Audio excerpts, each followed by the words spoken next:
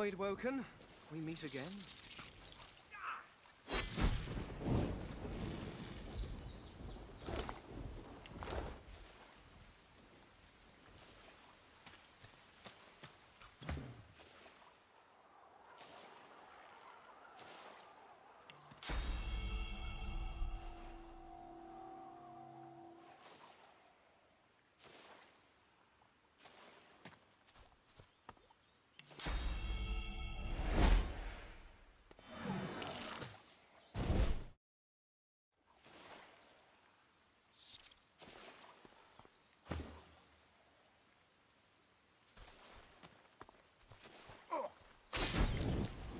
This world is ours. More of them. These beasts are damn persistent. Fall, die, pass away. Your essence. You will not be spared. Your time is up. Squash the vermin. Hang the thieves.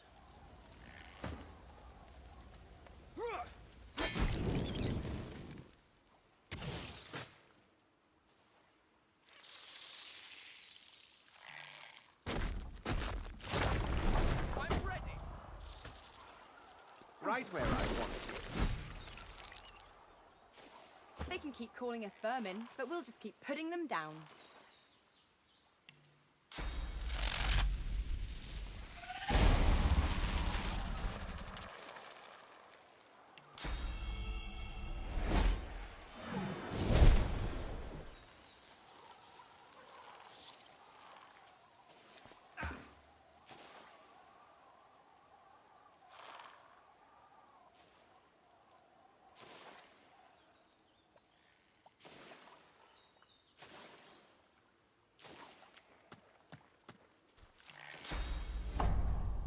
I'll yield. Oh, none.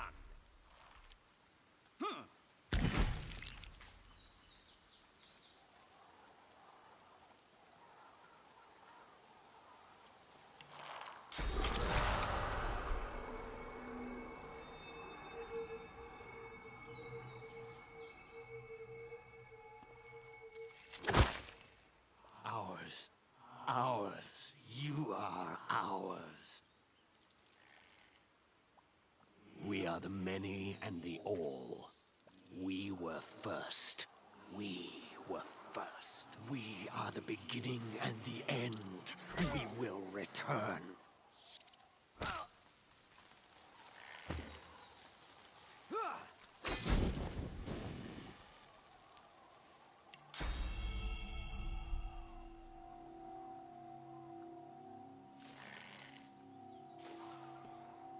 I'll yield to none.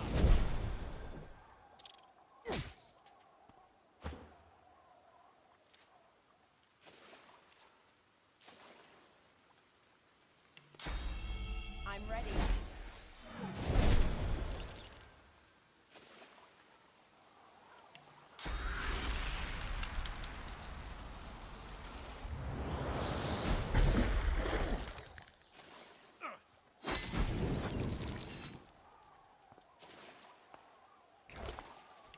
Hand to your father's sheep.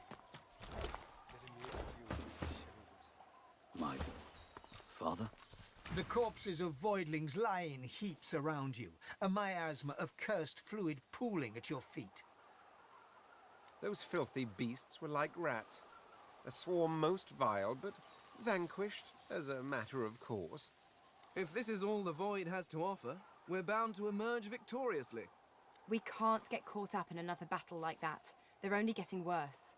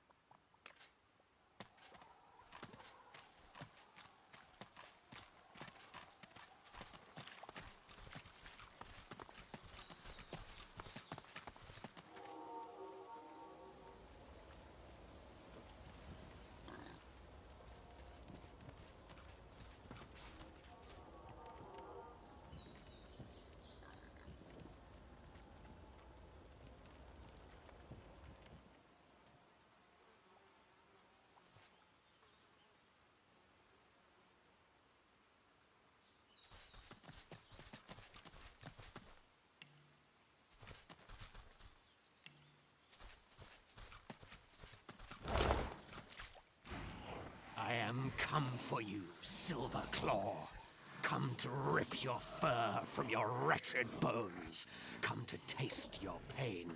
Come to make you pay.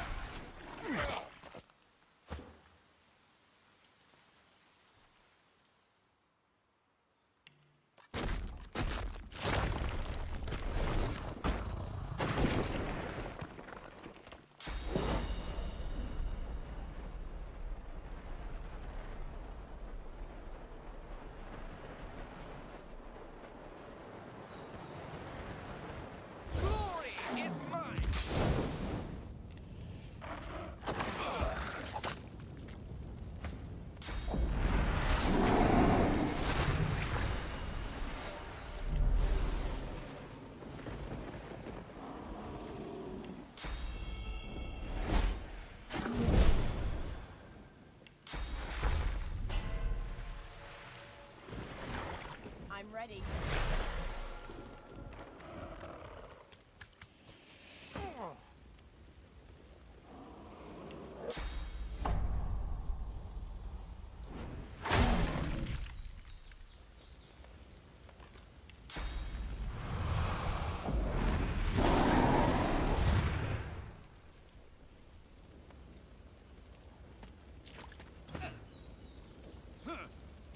Your maker.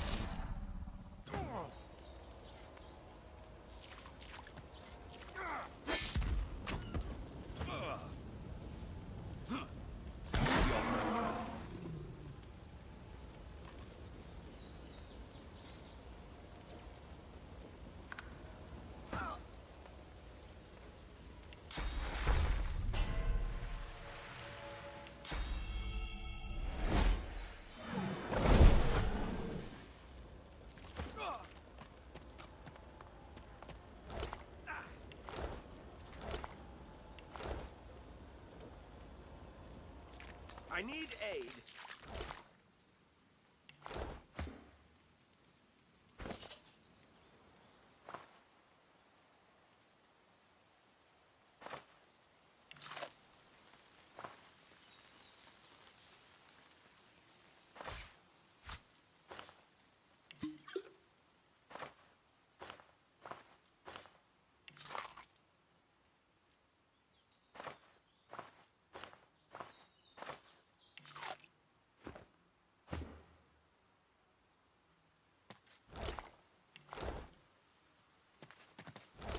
Don't be a stranger to your father.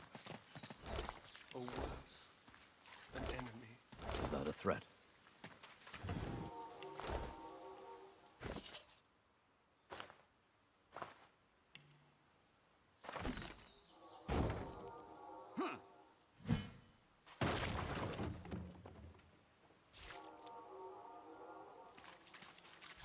Junk.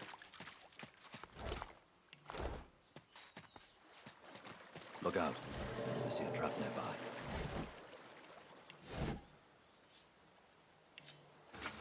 Look out! I see a trap nearby.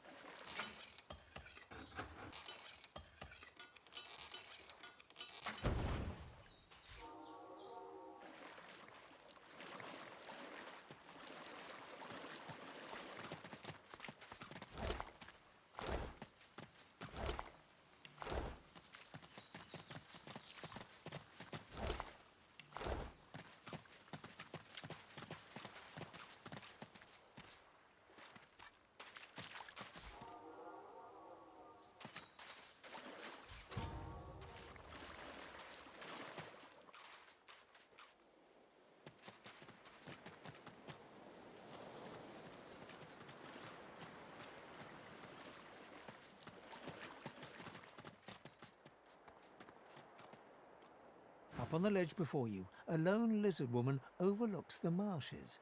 Her stare is as sharp as the bolt eyeing you from atop her crossbow. Stand back and keep your hands off your weapons. Convince me you're no magister, or draw one last deep breath. She notices your collar, and you can see the tension ease out of her martial pose. No, I suppose you don't look like a magister. Those dogs don't leash their own. Except for Alexander himself, as it happens. I apologize for the steel-tipped welcome, but lives are at stake. Hold on, I'll let you up. With one graceful motion, the lizard throws down a tangled mess of vines for you to climb. Come, ascend to the sanctuary of Amadia. You'll find you're not the only guest here, but the Great Mother provides for all.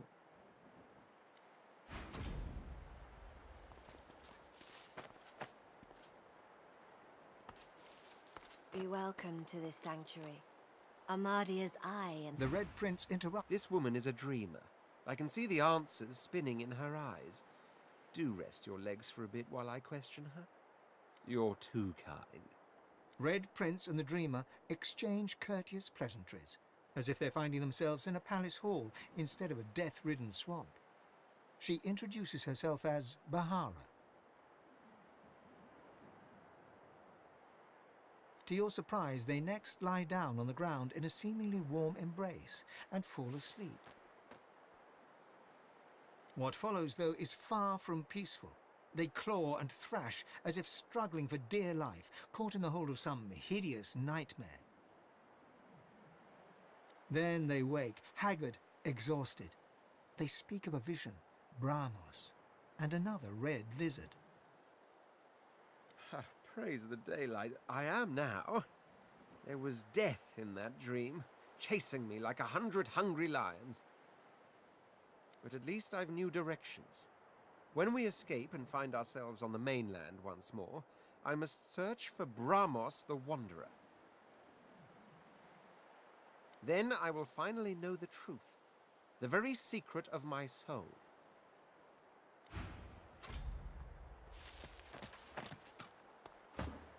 The proud man has returned, but yours is the pride, is it not? All in this sanctuary rejoice to have Sir Gareth back, but yours is the glory. Good. You did well. These seekers were blind without their leader, but you returned their one-eyed king. He is a good man. He will try to do well. But you, I think, will be the one to make the true difference. My name is Bahara. Like you, I am a sorcerer. But unlike you, I am also a faithful servant of Amadia. Praise be her name, and praise be her starlit eyes. Your chant has no meaning, for you know not of whom you speak. So let us sweep away such ill-starred ignorance, and allow me to enlighten you. Amadia is the Great Mother. She is the goddess in whose womb magic was conceived, from whose sacred body immortal wizards were born.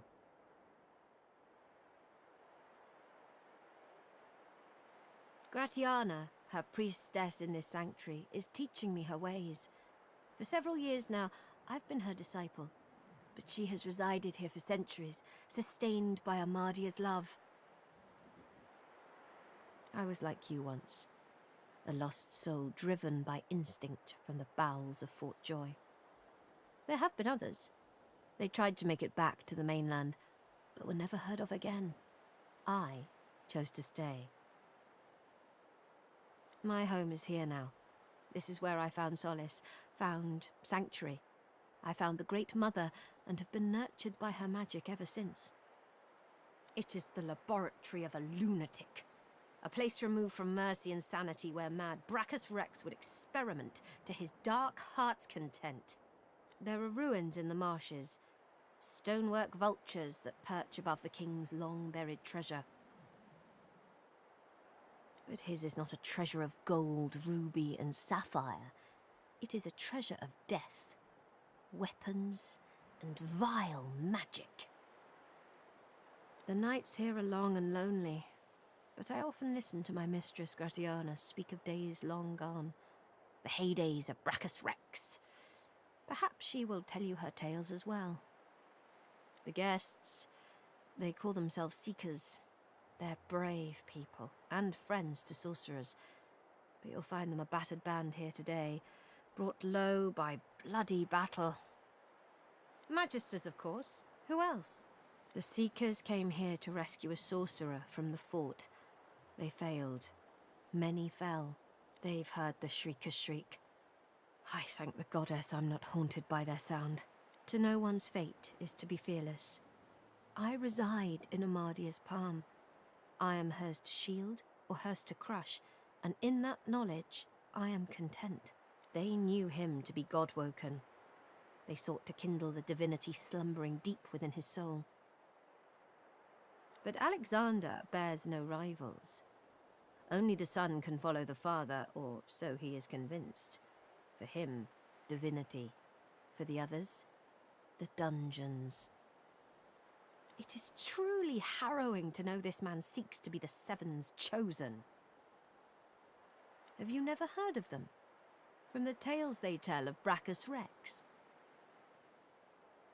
They were living weapons, made of flesh and reared in torture.